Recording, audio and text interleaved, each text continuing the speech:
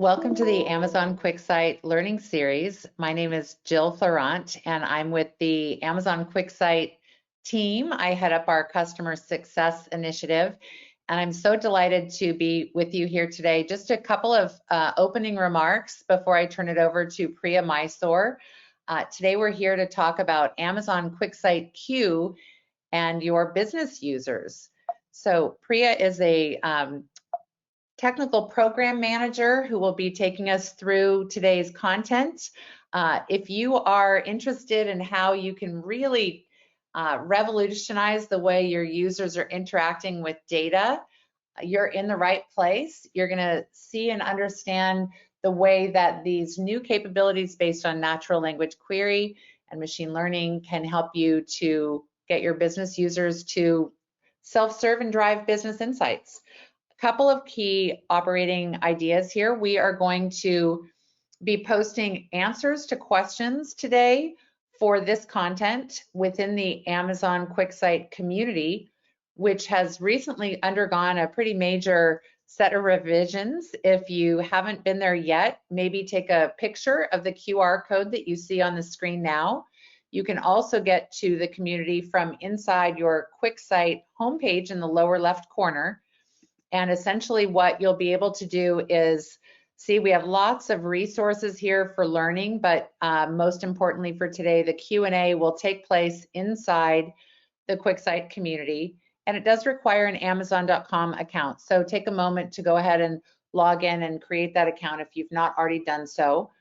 What you can do in the community is if there are questions that come up for the QuickSight Learning Series, QLS is a search term that you can use. Just add the tag QLS-Q to any questions that you have during today's sessions. And we do have experts that are specifically looking today for questions around this topic. So one of the advantages of coming to the session live is that we're anxious to answer your questions. So without further ado, I'll just call out that again, QLS-Q is the tag if you have questions, and we will be recording the session today and posting it later this week to the QuickSight YouTube channel, which is also a great site to bookmark. So without further ado, let me go ahead and turn it over to Priya to take us through using QuickSight Q for your business users. Priya, do you want to go ahead? You should have the screen now, and we are seeing your screen. All right. Can you hear me, Jill? We can hear you very well. Go ahead. All right, thank you so much, Jill. Hello, everyone. Welcome to this session on Amazon QuickSight Q. In this session, you're going to learn how Q can revolutionize the way your business users can interact with their data and manage their business. I'm Priya Mysore. I'm a Senior Technical Program Manager within the Amazon QuickSight team. And today, I'll be talking about the business problem at a high level, give an introduction to Amazon QuickSight Q, talk about how Q really empowers your business users or readers in the organization. What does Q mean for your authors or content creators? Talk about overall key benefits, and share some learning resources towards the end. As you all know, applications are creating more and more data in the last few years than in all of history. Traditional business intelligence tools are difficult to scale, may lack flexible integration and data insights, and may really not satisfy all applicable use cases. To make data-driven decisions, organizations need modern BI solutions that are scalable, flexible, and accessible across the organization. Amazon QuickSight is our serverless, scalable business intelligence platform, which provides state-of-the-art machine learning and embedding capabilities, provides flexible integration, and offers cost-effective usage-based pricing models.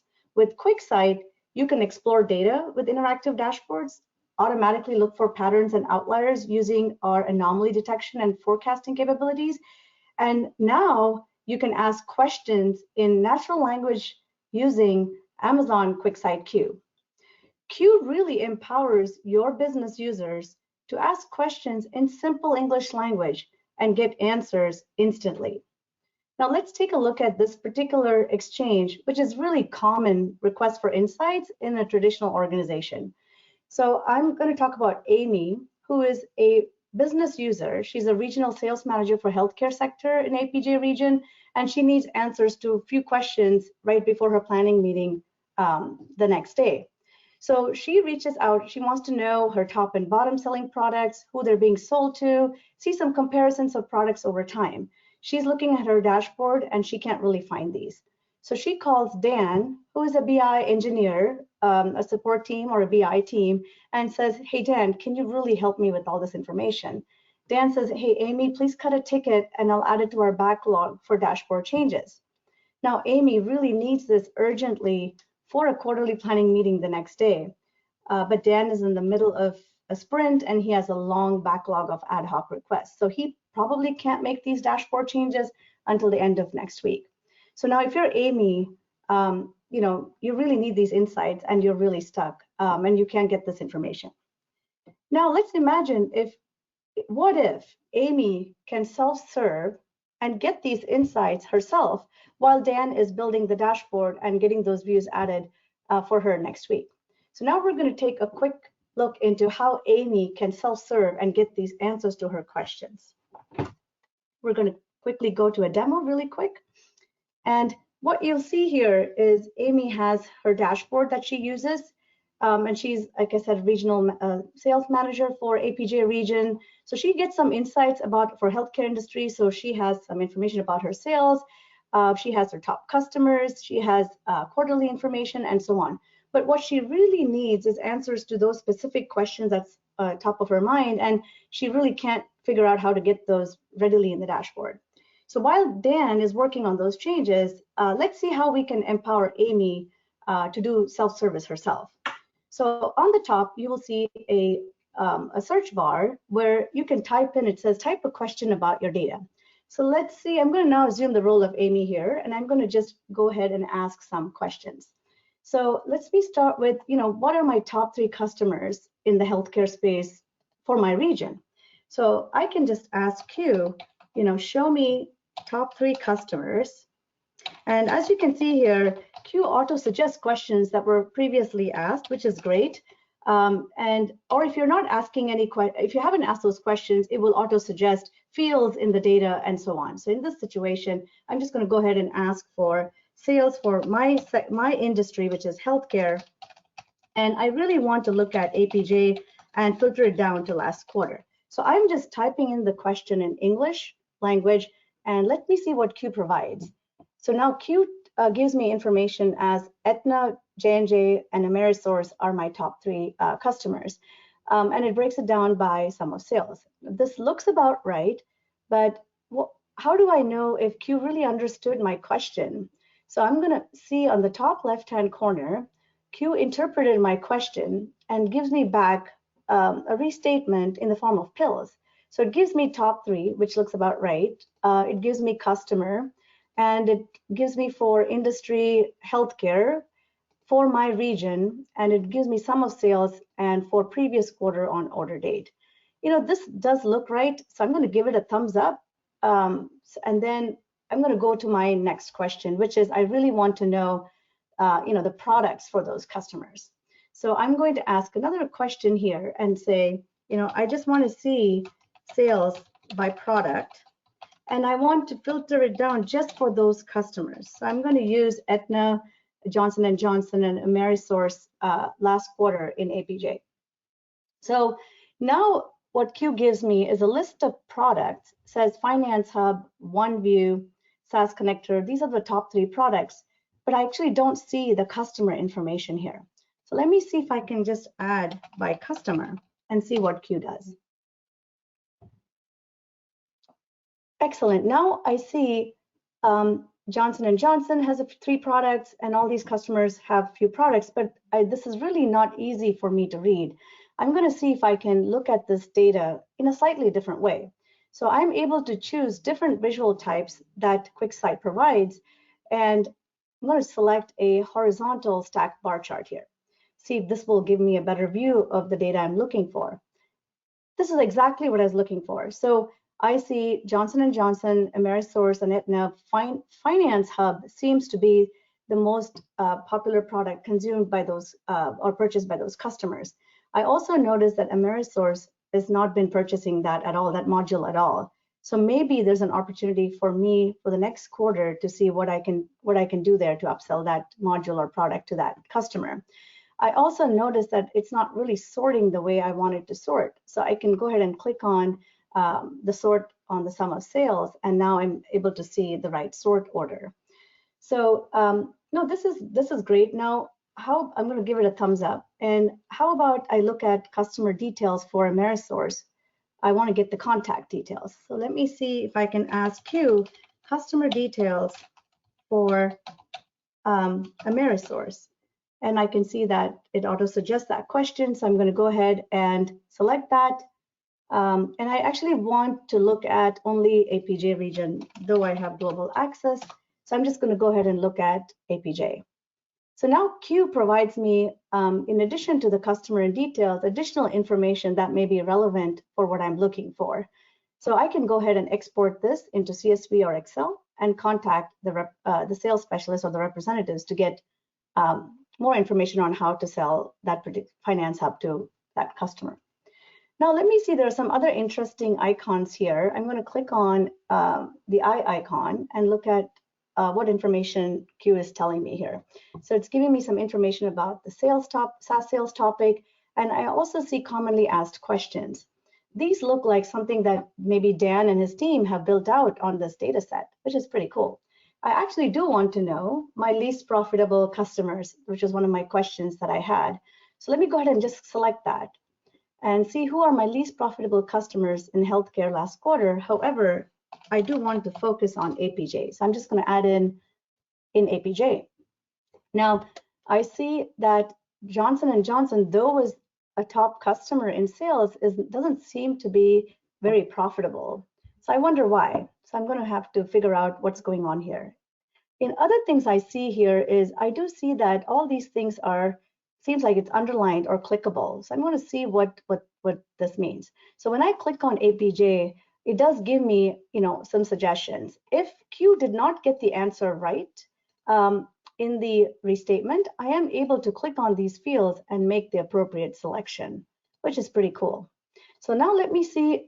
I wonder if there's any discounts applied for Johnson & Johnson, which could explain why it's not very profitable. How do I know if discount is available? Let me go back here and search on the attributes if discount is available. Great. I do see discount is something that I can search on and get information. So I'm going to go ahead and ask the question, show me, I don't have to say show me, I think I can just try discount by product. And what I want to look at is for that particular customer, Johnson & Johnson. And I want to see look at it last quarter in APJ. So let me see what happens here. Interesting. Contact Matcher has been discounted 80%, Finance Hub at 30%, and support at 20%. Something to look into further. That could make sense why they're not profitable. So now I also wanted to look at some comparisons of the top two products here. So Contact Matcher and Finance Hub and how they're performing over time. How might I do that? Let me just try this out. So what I want to do is look at sales by month, and I want to look at Finance Hub product and compare that to Contact Matcher. So I can just type in compare to, or I believe I could do versus. So sales by month for Finance Hub compared to Contact Matcher last 6 months. Let's try that. And let's look at it just for APJ region for now. So now this is interesting. Q gives me comparisons of sum of sales for Finance Hub and Contact Matcher, and filters it for APJ, breaks it down by month and product for the last 6 months. This is exactly what I was looking for. I can see that there's a bit more volatility for Finance Hub, and I see Contact Matcher steadily increasing. Interesting. So now let me see what else. What does this light bulb icon do here? So I'm going to click on that, and I see that there are some suggested insights, just like how QuickSight dashboard gives me. This is interesting, but I do want to look at the forecast for the next 6 months and see, what the sales might look like. Let me see if I can toggle the forecast. It says forecasting is only available for single time series. So how about I just look at the first product, Finance Hub, and apply a forecast here. So now I'm going to run this sales by month for Finance Hub, last 6 months in APJ, and go ahead and toggle forecast and look at just the 6 months forward for the next 2 quarters. Okay, so now I see that though it's been relatively volatile, the forecast seems to be pretty stable. This is cool. So now let's see. I'm going to give it a thumbs up. Now, one last question that's, I know in my APJ region what my sales are. I do want to break it down by country really quickly and see what countries are performing the best. So I'm just going to ask sales by country for APJ and focus on healthcare. Now let's see what Q brings back. Now Q now returns, I believe I'm seeing a map visual, and I'm looking for sales by country for APJ in healthcare region. Let me see here.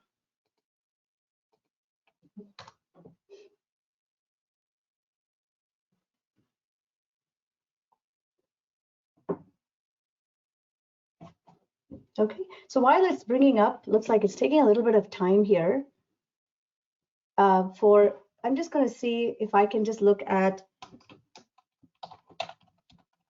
sales by country and look and see if I can look at country in a different way. There we go. Looks like there is some lag here, so it's coming up. So I can see sales by country information, and then now let's look at for APJ. Oops, let me start over here. Sales by country, and then I'm just going to say for APJ region.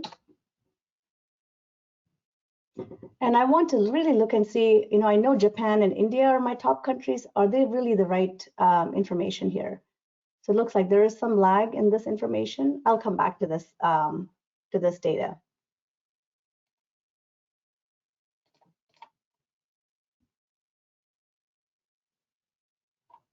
Okay, I may want to look at maybe country name and see for now.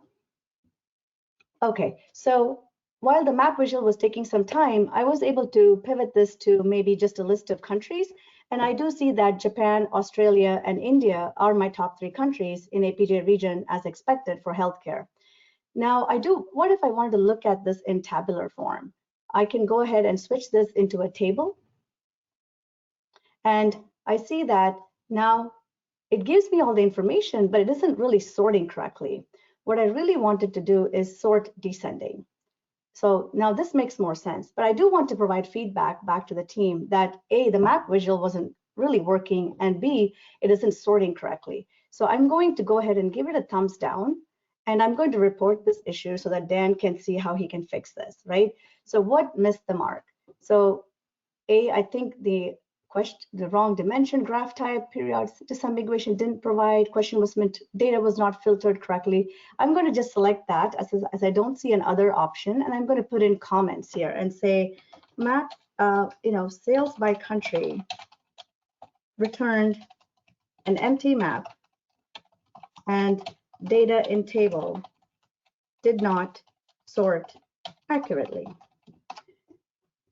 So I'm going to provide this feedback and click send. All right, so I think I have gotten most of the questions that I needed.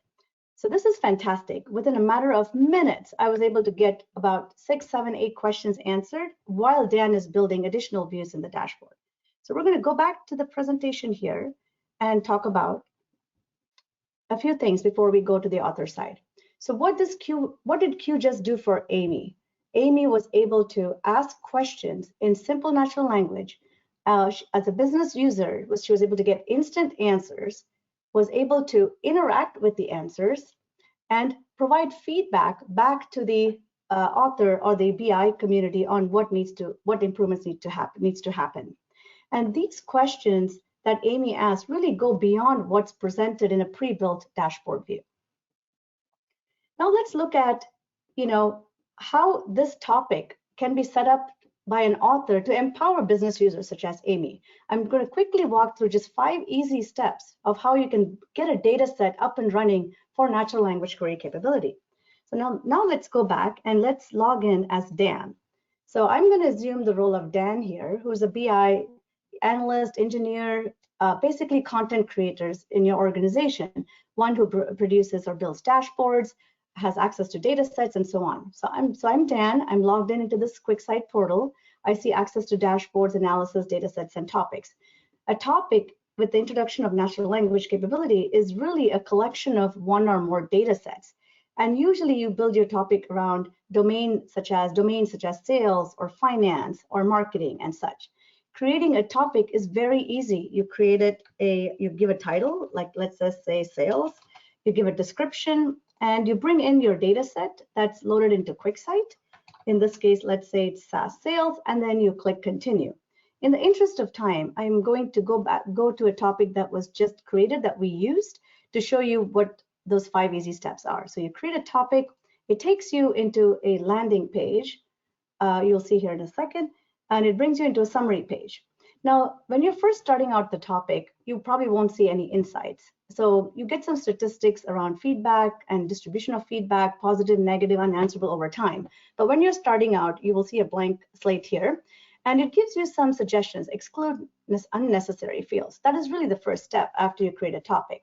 So you can go ahead and click on exclude fields. It takes you to the data tab. Now, as you can see here, it walks you through step by step on what those 5 steps are. So the first thing you want to do is you want to look at what fields are not relevant for search. For example, contact ID, customer ID, row ID. Those are fields that are really not relevant for search. So you can go ahead and include and exclude the fields. So exclude the fields that are not relevant and include only those fields that are relevant for your search. So that is really step number 1. Now, step 2 is you provide business context to your database fields. So when you bring in that data set, this becomes the friendly names or what is built into your data sets. So this particular data set is quite friendly. However, you may want to add additional synonyms that provide more business context to Q. For example, profit could be referenced as margin or profitability. And you can reference product as service or product name. Industry can be called domain or sector. Country can be called geo, or I can add in another synonym called geography. So these are, business context or synonyms that gives additional context of how your users might ask questions. It helps Q take the intent of the question and link it to the underlying data. The third thing you want to do is set some default aggregations for measures, or you can set some additional semantic types, which we'll go through in a second. So for example, I asked, what is the discount by product? So when you ask a question, do you want Q automatically defaults to sum? You can set the default, override the default aggregation by setting it to average, min, or max. So these are some settings that you can do on measures, such as default aggregations. You can set the formats, semantic types, and so on. So now that you spent a little bit of time curating your topic, you don't have to do a whole lot. You can curate a little bit of the topic here, and now you want to share this topic with your business users. So when you hit share, you can search. Let's say I want to share this with Jill. So I can search for Jill, and I can now select Jill and now share this topic, and Jill is a business user in the organization, and she has viewer or reader access, and I can share this topic with Jill. So now Jill and other business users can ask questions on the topic. And after some time, you can go ahead and see under the user activity, what exactly your business users are asking questions, what areas do they want insights on. So as you can see here, a few minutes ago, I logged in, or I assumed the role of Amy. And as you can see here, I'm a reader or a business user, and I've asked all these questions. And it looks at, I have visibility to the positive and the negative feedback. Now, if you remember, we did provide some feedback, and I can, let's say, if I can filter on negative feedback, and it gives me this sales by country for APJ for healthcare, and I can look at that, and it tells me negative feedback, data filtered improperly. Yes, sales by country returned an empty map, and data in table did not sort accurately. So I can look at what exactly Q did at the time and see how I can fix this better. So I see the problem here. So I can go back and either submit an issue to the team or figure out how I can fix this visual and make improvements to this particular answer. Now, the other thing that I know that Amy noticed was she could also click on a commonly asked question, and those questions can be built by Dan or the BI team under Reviewed Answers tab. So as you can see here, who are my least profitable customers in healthcare is a question that has been pre-populated and reviewed or reviewed. For example, if I just wanted to say, who are my least profitable customers, and not select any industry, I can just select the question as an author, or I can ask the question, and I can look at this answer, and I can say sum of profit by customer. As an author, I see this data set, whereas Amy, the business user, did not see this information, and she also did not see mark as reviewed and linked to visual. These are author capabilities. So I can mark this as reviewed. So the next time somebody else asks this question, they can see this, this visual. So as you can see here, as an author or content creator, I was able to create a topic in 5 easy steps, share it with my users, look at what the users are asking, and also provide guided questions. Now let's go back to the presentation really quick and talk about what exactly Q meant for authors. Authors provided business context to data, as you saw here. As the author is reviewing, authors know exactly what their users are asking, and based on those questions, authors can further refine the topic. Authors can provide guided questions, as you saw under Reviewed Answers, and authors can use that feedback that your users provided and improve data sets and also improve your dashboards. Thereby, they're enabling self-service analytics across the organization. Now, I wanted to show this. This is the closed loop feedback mechanism that I just talked about that's represented in this diagram. Just to summarize here, authors are able to build a topic on a data set, as you can see here, explore the topic, share it with their readers. Readers ask questions, authors see the activity, and then they go back and enhance the data, metadata. In some cases, authors are also able to bring in the right level of content within their data sets. And while this is happening, the author is also getting super valuable insights into how to build better dashboard views that are more meaningful and more insightful. So overall, summarizing key benefits, with Q, data becomes accessible for everyone in the organization. Anyone in the organization can ask natural language questions and get insights. And they can make data-driven decisions quickly. As you saw here, Amy did not need to wait for a week or 10 days. She was able to ask questions instantly. That was not pre-built in the dashboards. You can ask questions about all of your data and not just what's, again, available to you in the dashboard. And you can get started in a matter of few clicks, as I just demonstrated. And the other part I really want to call out is using QuickSight Q, you have visibility to exactly what questions are coming from your business users and in the exact format and verbiage that they're asking. So this really helps you build better topics for natural language query, as well as build better dashboards in the future. Now, I also want to leave you with some learning resources here. You can learn a lot about Q on our QuickSight Q documentation page. You can go to our QuickSight community that Jill referenced earlier. We're posting a lot of knowledge articles. The community members are sharing best practices and how-tos. Also, this session is recorded and posted on our QuickSight YouTube channel, as well as you can reference it from the community as well under the Learning Center workshop videos. In the QuickSight YouTube channel, you can look at specific Q-related videos, Q for readers, Q for authors, and a virtual author workshop that goes into depth about best practices in topic design. You can also go to our self-paced QuickSight workshop page, and there is a whole section on how to build a Q topic there. Last but not least, you can go to our Demo Central page, and this gives you a lot of examples on QuickSight overall, including QuickSight Q. You have the ability to play around with a few topics. You also have tips and tricks overall on QuickSight dashboards and best practices. With that, I thank you all for watching, and I'm going to hand it back to Jill for some closing comments. Over to you, Jill. Thank you so much, Priya. That was wonderful. I would just call out that I've shared a link in the chat window. If you have any feedback for us, we'd love to get better each time we do these learning sessions. And as Priya mentioned, the community is a great place for you to bookmark and connect with other users, other resources. Everything that she had just said on the learning resources are available to you directly through the community page. And if you liked this session, we have more coming up soon. So click on the community events page and see what else might be of interest to you. And thank you so much for your time. As a reminder, if you have additional questions on this topic, just post to the community and share the hashtag QLS-Q. We'll be having our experts answer questions on that topic throughout the day. Thank you so much for attending. We'll see you next time.